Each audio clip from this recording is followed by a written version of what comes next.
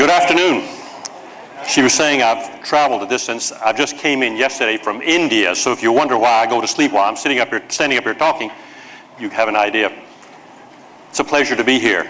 It's also a pleasure to be after a number of wonderful presentations, because a lot of the things that other people have been talking about all sort of fit in to some of the things that I'm talking about. I'm originally from Kentucky. Somebody else from Kentucky? Oh, great.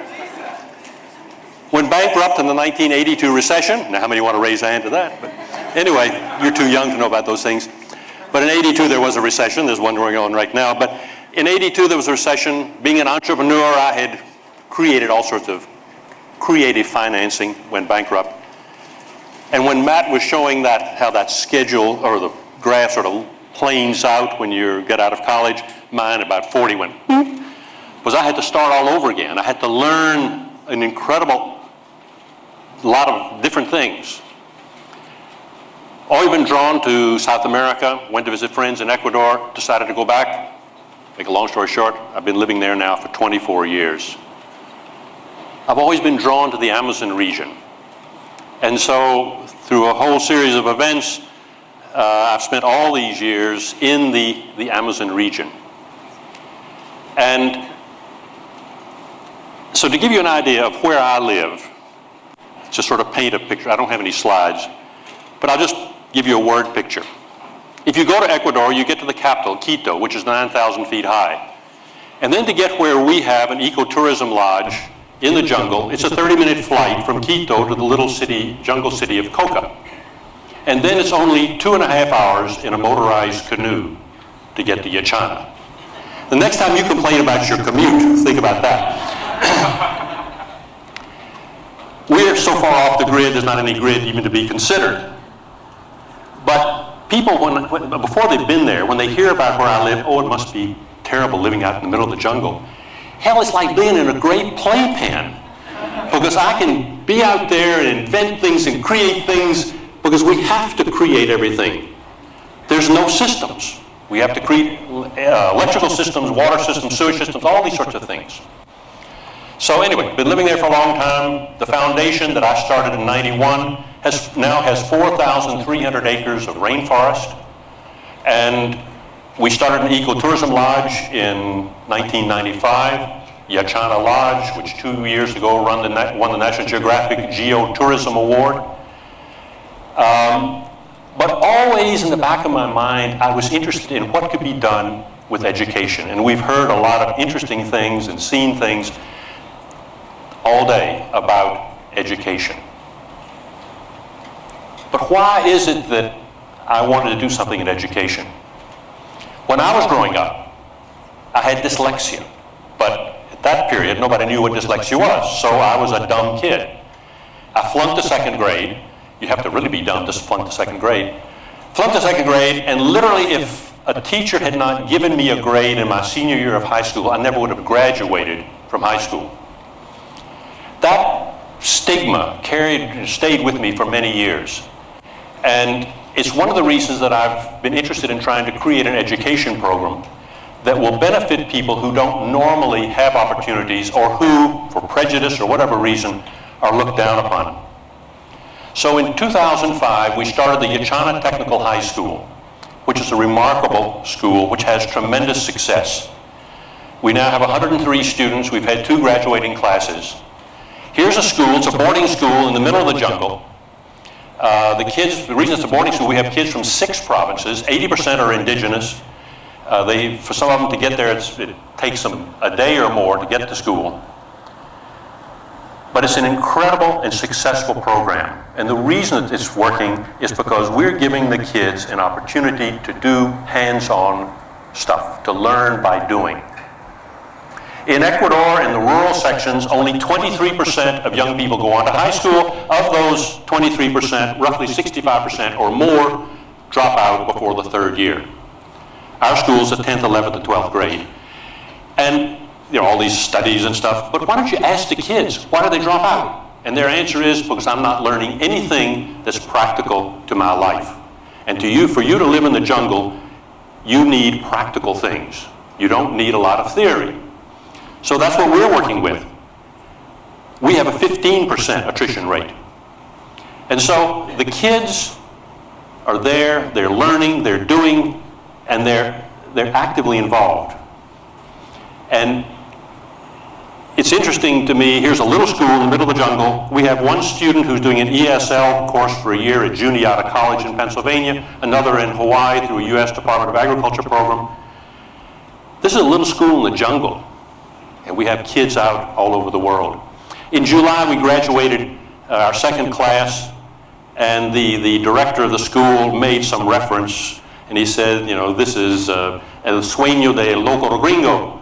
And so, you know, but then the student who's the valedictorian, who's from the region, and we're talking about kids who are from an average family annual income of around $350. Annual family income. We talk about poor kids. They don't have resources.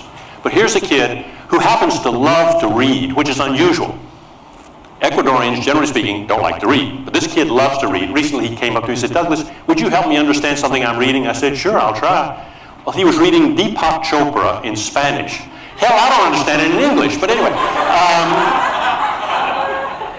He had his little speech already, you know, he was the valedictorian. He threw that away and he said, this no es un sueño de un loco gringo, es una realidad.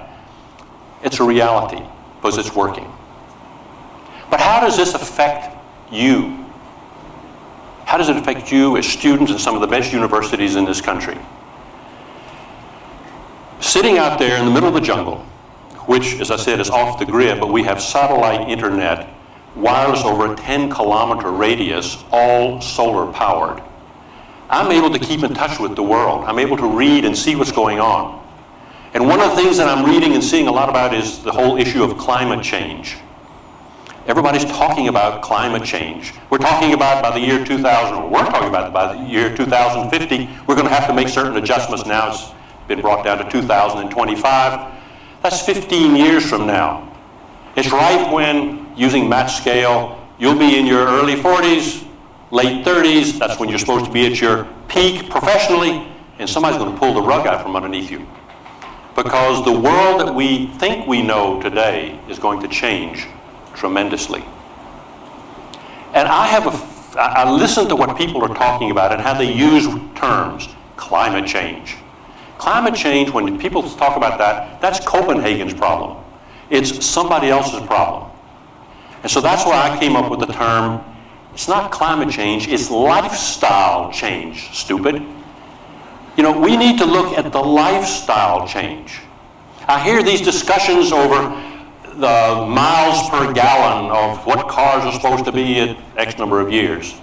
And I'm sitting there thinking, you're missing the boat, you're missing the question, because it's not miles per petroleum gallon, it's miles per alternative fuel gallon. But we're not talking about that. And I mention this because you, as students coming out, you've been talking about jobs, you're talking about your future.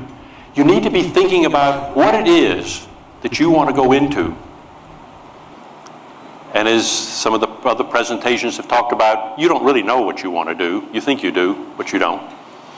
Life doesn't go in a nice pre-packaged plan as much as you think. But if it's possible for you to join up with organizations and get that organizations that are working in things that are going to address the needs of the lifestyle changes that are coming down the road.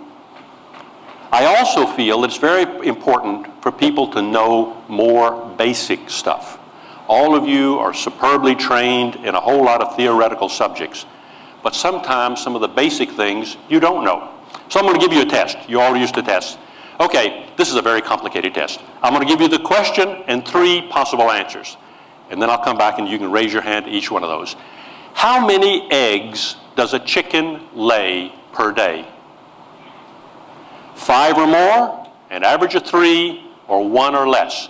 Okay, let me hear it for 5 or more. Who thinks a chicken lays more than 5 or more eggs a day? Boy, some of you have done pretty well.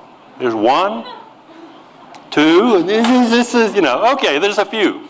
How many think that a chicken lays an average of around 3 eggs a day? Yeah, okay, we got a good number. And how many think that a chicken lays 1 or less a day? Well, you all did very well, because the answer is 1 or less. But the reason I mention this is to point out the reality of life. When we talk about lifestyle change, where do the eggs that you eat here in Washington, D.C. come from?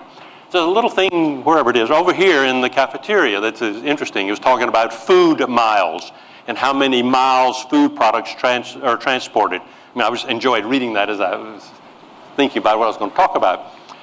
But we've got to think about changes in lifestyle. We cannot afford to transport an egg 1,500 miles for you to eat it in Washington. What about sushi? We all love sushi. But how far are we transporting the fish to get it there? Are we going to be able to continue to enjoy these things? Or are we going to be confronted with lifestyle changes that are going to necessitate some major readjustments in the way that we approach our lives, the way you as young people approach your lives? So I've given you a very brief introduction to Yachana, what we're doing in education, what we're doing in technology. We're doing a lot of incredible things in technology, but most of all, appropriate technology, but most of all, to give you some idea of what we're doing with lifestyle changes, things that you need to be thinking about and how you can make some differences in these changes. Thank you.